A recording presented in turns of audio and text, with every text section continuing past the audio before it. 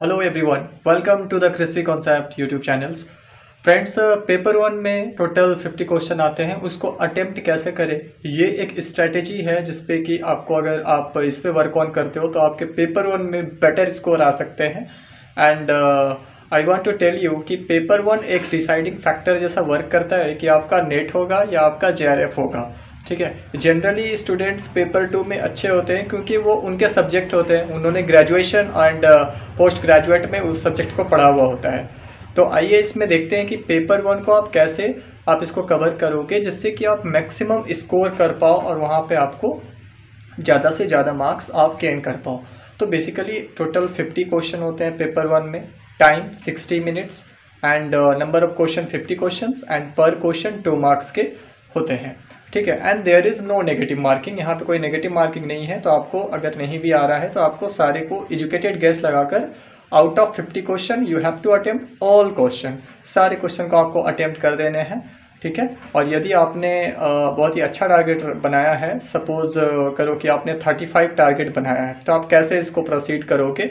Okay, with my experience, मैं अपने experience से आपको बता सकता हूँ कि मैंने स्कोर किया था 29-30 क्वेश्चन अप्रॉक्स मैंने सही किया था, जिससे कि मेरे रिजल्ट हुए थे, नेट क्वालिफाई कर पाया था। तो आइए इसमें बताता हूँ कि कैसे आप करोगे। सबसे फर्स्ट पॉइंट ये है कि आप पहले PYQ को कंप्लीट करो। रिसेंटली एग्ज़ाम जो हुए हैं विद इन लास्ट ईयर के जो हुए थे 2021-2020, इसके जो PYQ हैं पहले आप उसको अच्छे से कवर करिए पेपर वन के रिगार्डिंग। ठीक है, जिसमें कि टीचिंग एप्टीट्यूड और research aptitude, communication, then logical reasoning, people, environment and development, higher education, ये सारे जो टॉपिक हैं इसको आप अच्छे से पहले आप कवर करें। फर्स्ट क्या करना है आपको, PYQ से आप देख सकते हो। दैन सेकंड आपका जो होगा वो एक बुक है जो कि मैंने आपको पहले भी बताया था, आप वहाँ बुक से देख सकते हो। KBS मदान सर का जो बुक है वहाँ से आप देख सकते हो। वो बुक भी बेस्ट है पेपर वन के रिगार्डिंग प्रिपरेशन के लिए, तो आप वहाँ से देख सकते हो। और कुछ ऑनलाइन मटेरियल अगर आप सर्च कर सकते हो, सपोज रिसर्च एप्टीट्यूड। तो रिसर्च एप्टीट्यूड बहुत ही वो एक डायनामिक टॉपिक है एंड वो बहुत ही कह सकते हो कि डायनामिक है एंड इजी टू अंडरस्टैंड नहीं है, थोड़ा सा उसमें डिफ़िकल्टीज होती है समझने में। तो वो आप अकॉर्डिंगली आप उसको ऑनलाइन पे भी या फिर गूगल पे भी आप उसको सर्च करके आप जो मेन मतलब जो हेडिंग होते हैं, सपोज फैक्टर क्या है, वेरिएबल्स क्या हैं, what is research, what is deductive research and inductive research, what is logic, ये सारे जो भी टर्मिनोलॉजी है, आई वांट टू से कि जो भी इम्पॉर्टेंट टर्म है in your unit 2, that is research aptitude, you have to make sure that you are understanding the concept, understanding the term clearly. Okay, first when you will clear by your mind that yes you understand that term very well, then only you have to proceed the next. Okay, after that you will be in a position to answer the questions just by your educated guess. Okay, if you know the concept well, you can apply your educated guess, and within the given 4 options you can eliminate the 3 which cannot be the right answer. So obviously you will get to the true answer. That is the intention, that is the attitude you have to develop in your preparation. Okay, जब आप preparation कर रहे हो तो आपको इस तरीके के जो माइंडसेट है वो डेवलप करने पड़ेंगे, तब जा कर के आपका जो है वो मैक्सिमम आप कर पाओगे।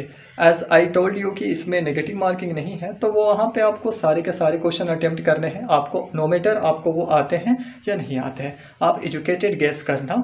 ठीक है, तो वहाँ पे चांसेस होते हैं सही होने के। ठीक है, देन सेकंड क्या होता है, कैसे आप स्कोर करोगे, यहाँ पे कुछ बातें हैं जो आप याद रखना। सेकंड पॉइंट में है नेगेटिवली कोडेड क्वेश्चन। ये क्या होता है negatively coded question, that means which one is not the feature of teaching aptitude. इस टाइप के क्वेश्चन जैसे कि रिसर्च एप्टीट्यूड में अगर आते हैं तो वहाँ पे आप दिए रहेंगे which one of the following is not an example of historical research.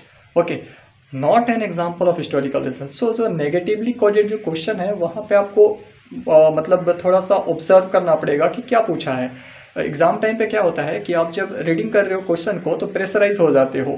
आप क्वेश्चन को स्टार्टिंग किए एंड तक तो ठीक गए, लास्ट में जो नोट लिखा हुआ था आपने उसको ध्यान नहीं दिया, जिससे कि क्वेश्चन क्या होता है आप ऐसा रियलाइज़ करते हो कि अरे ये तो पता है, एंड फाइनली आप जा करके वहाँ पर आप उसको रॉन्ग कर देते हो अननोविंगली। तो यहाँ पर ये बहुत ही आपको मतलब मेंटली अलर्ट रहना है। आई मीन कि ऑब्जर्वेशन आप सही रखो। ठीक है, जेन्युइन रहो वहाँ पे, फास्ट रहो, बट जेन्युइन भी रहना is highly important at the time of examination. ठीक है, जब आप हॉल पे बैठे हो तो आप का जो टाइम मैनेजमेंट है, जो प्रेशर को हैंडलिंग करने का जो आपका जो एटीट्यूड है, उस पर भी आप वर्क करो कि वो अच्छे से हो।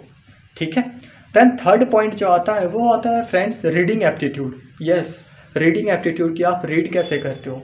ठीक है, फटाफट वहाँ पे रीडिंग करना इज़ हाईली इंपॉर्टेंट। अगर आप कॉम्प्रीहेंसन में आते हो, कॉम्प्रीहेंसन में टोटल 5 क्वेश्चन पूछे जाते हैं, तो वहाँ पे क्या है, वहाँ पे आपका रीडिंग एप्टीट्यूड कैसा है वो बहुत मतलब मैटर करेगा कि आप आंसर को सही कर पाओगे या नहीं कर पाओगे। ठीक है, तो रीडिंग एप्टीट्यूड कहने का मतलब है कि आप फटाफट उसको आप रीड कर सको। ठीक है, कॉम्प्रीहेंड कर पाओ फटाफट, क्योंकि टीचिंग एप्टीट्यूड में जो क्वेश्चन होते हैं, कुछ क्वेश्चन थोड़े बड़े होते हैं।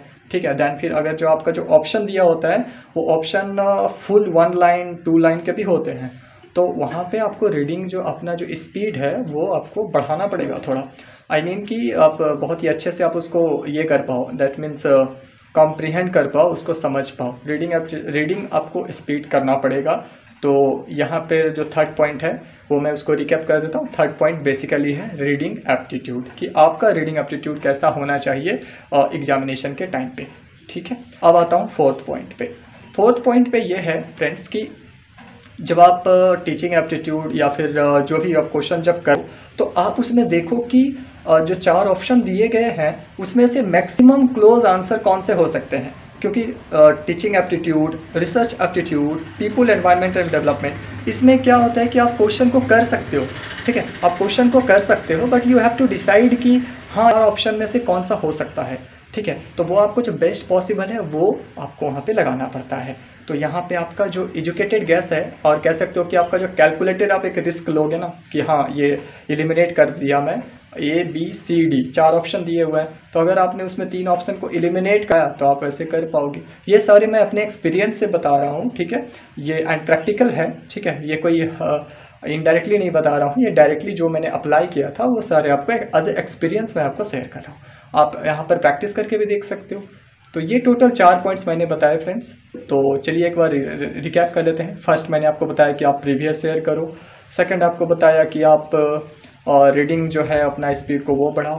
थर्ड क्या बताया कि आपको क्या करना है, मतलब कि वो जो निगेटिवली कोडेड जो क्वेश्चन होते हैं ना, जिसमें कि नॉट एसोसिएटेड, नॉट इंक्लूडेड या not a feature of, which one is not the characteristics of teaching aptitude, ये सारे। एंड द फोर्थ पॉइंट आपको क्या बताया, फोर्थ पॉइंट बताया आपको रीडिंग स्किल, कि आपको कैसे फटाफट रीडिंग करना है। तो ये टोटल 4 स्टेप हैं पेपर 1 में। अगर आप बेटर स्कोर कर सकते हो तो आप ये 4 को अगर आप फॉलो करते हो, then it will be fruitful for your desired result. And at last I want to sum up कि मैं ओवरऑल ये बोलना चाहूँगा कि आप टोटल एटलीस्ट 30 क्वेश्चन को आप टारगेट करो, मिनिमम 30 क्वेश्चन टारगेट करो। तो आपका अगर जनरल से भी है तो बाकी आप पेपर 2 का अकॉर्डिंगली आप टारगेट कर सकते हो। तो अगर 30 क्वेश्चन या 35 मैक्सिमम 35 क्वेश्चन भी अगर आपके सही हो जाते हैं, then it is good enough. ये बहुत ही अच्छा है, पेपर को क्वालिफाई आराम से आप कर जाओगे, इसमें कोई दिक्कत नहीं आएगा। तो फिलहाल इस वीडियो में इतना ही। आप वीडियो को एक बार रिमाइंड करके देखें कैसा कैसा है पॉइंट्स। टोटल मैंने 4 पॉइंट्स बोले हैं। फर्स्ट बोले हैं प्रीवियस ईयर क्वेश्चन करना है आपको। सेकंड मैंने बताया कि नेगेटिवली कोडेड क्वेश्चन जो होते हैं उस पर बहुत ही ध्यान देना है कि क्वेश्चन को लास्ट में क्या पूछा है।